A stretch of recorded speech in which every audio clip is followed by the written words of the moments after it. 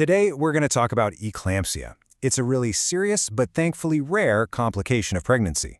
Now, the name itself can sound pretty intimidating, but understanding it is the absolute first step toward managing it. And that's exactly what we're going to break down in this explainer. So first things first, what exactly is eclampsia? Well, to put it simply, it's what happens when a condition called preeclampsia, which is all about high blood pressure during pregnancy, gets so severe that it actually causes seizures. The most important thing to remember is this simple formula. Preeclampsia plus seizures equals eclampsia. All right, let's really dig into the fundamentals of this condition and why being able to recognize its key features is so critical. When doctors are evaluating this, they're looking for a classic triad of symptoms. First up is hypertension. We're talking a blood pressure of 140/90 or even higher. The second is proteinuria, which is just a technical way of saying there's protein in the urine, and that's a big sign that the kidneys are under a lot of stress. But the real game changer, the thing that officially turns preeclampsia into eclampsia, is the start of seizures. Now this brings us to the really critical element of timing. Most cases of eclampsia actually happen before labor even begins, but it can also strike during labor and delivery. And what's so important to understand is that the risk doesn't just disappear once the baby is born. Postpartum eclampsia is a very real threat, usually in the first couple of days, but it can happen up to a week or more after delivery. So, this brings us to a super important point. How do you recognize the warning signs? Knowing what to look for can literally be a lifesaver.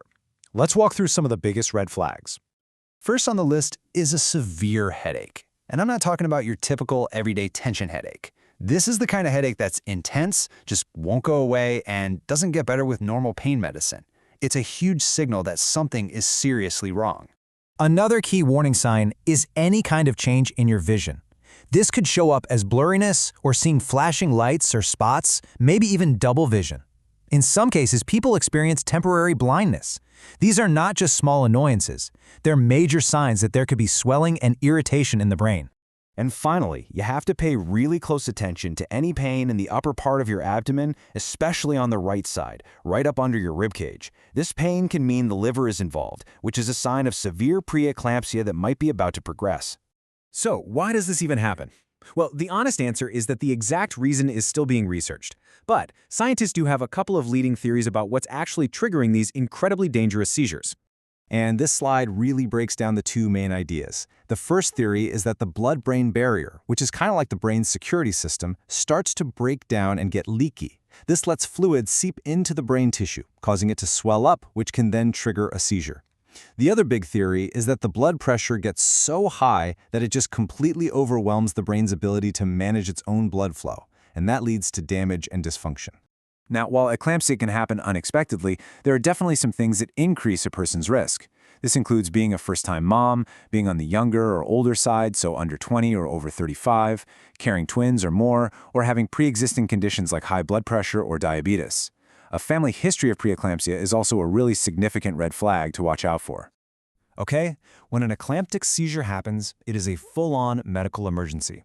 But the good news is, there is a very clear, well-rehearsed action plan that medical teams follow to get the crisis under control and fast. The response really boils down to four main pillars. Step 1 is all about stabilizing the patient, making sure their airway is clear and preventing any injury during the seizure.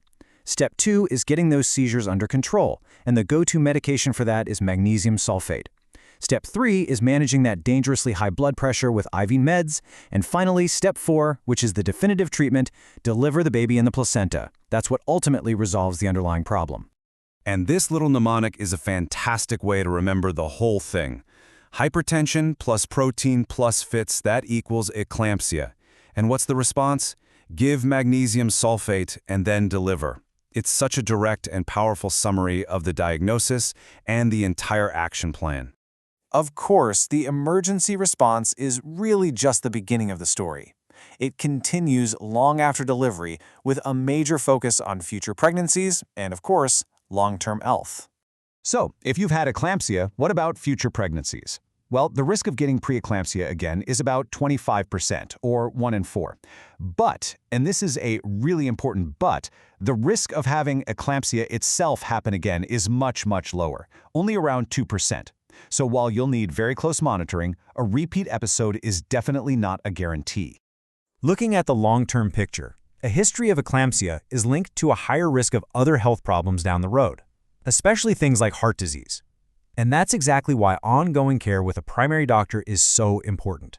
It's really a shift from focusing on pregnancy care to focusing on lifelong health monitoring. But there is some good news here on the prevention side of things. For people who are identified as high risk in future pregnancies, we know that taking a low dose of aspirin every day can actually reduce the chance of developing preeclampsia by about 10 to 15%. It's a simple, proactive step that can make a huge difference. And all of this brings us to our final thought.